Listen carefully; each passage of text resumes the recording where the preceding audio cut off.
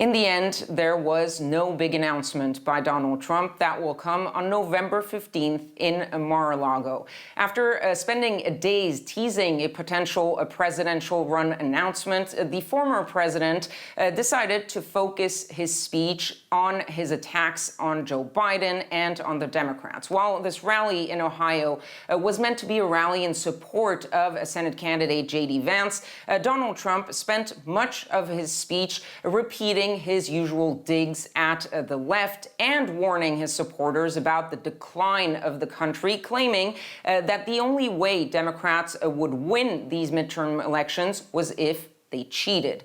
Meanwhile, Joe Biden was also making his closing arguments at a rally in Maryland in support of incumbent Senator Chris Van Hollen and gubernatorial candidate Wes Moore. Like Donald Trump, Joe Biden also reprised some of his recent attacks on MAGA Republicans and election deniers. He also urged Democrats to actually get out and cast their ballot, insisting once again on how high the stakes were in these elections. And when he returned to the White House after the rally, he struck a somewhat optimistic tone about the Democrats' chances in the midterms, saying, "I think we'll win the Senate." He did acknowledge that keeping control of the House would be tougher, but that it was still possible.